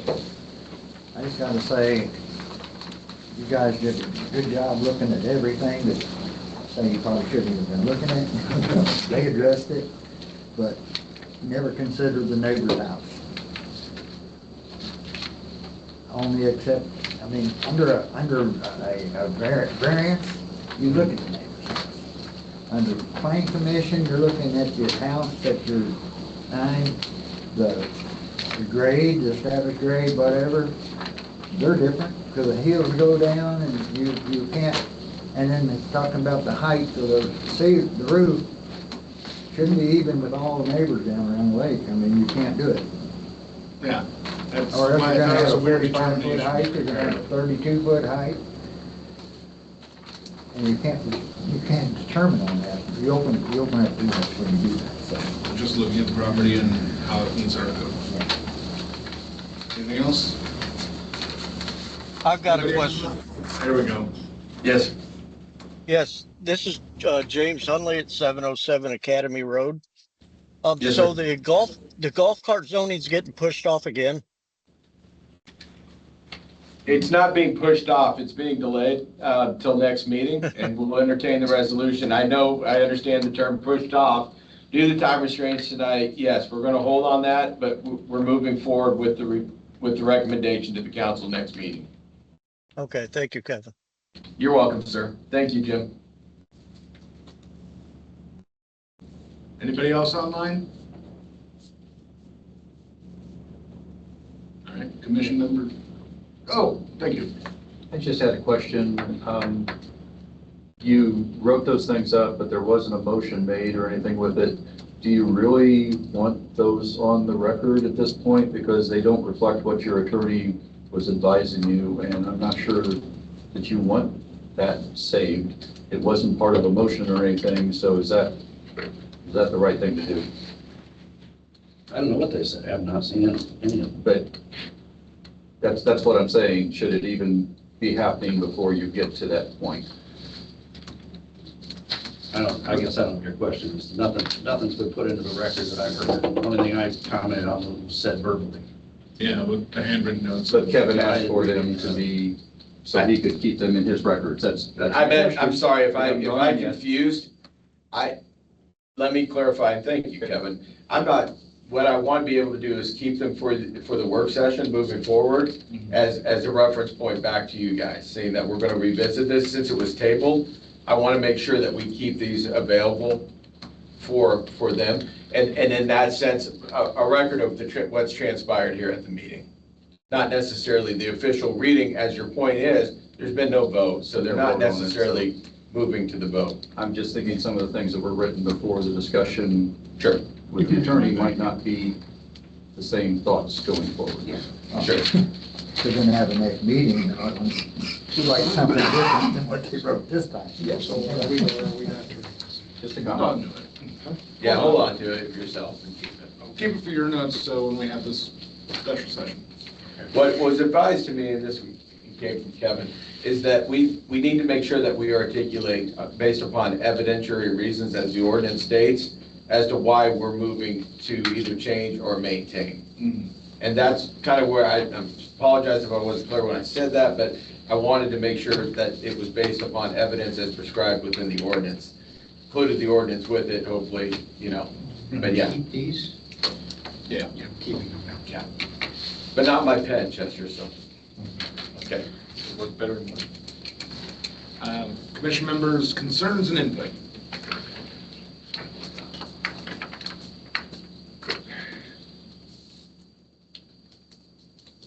I guess I feel like we have to make a decision on this.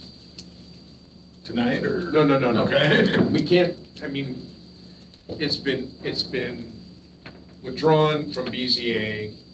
It's been talked about here for several meetings.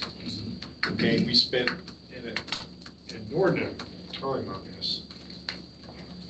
And we're now gonna have a special work session to bring the other three up. I think it's incumbent upon us to make a decision at the next meeting. I can appreciate that. Thank you.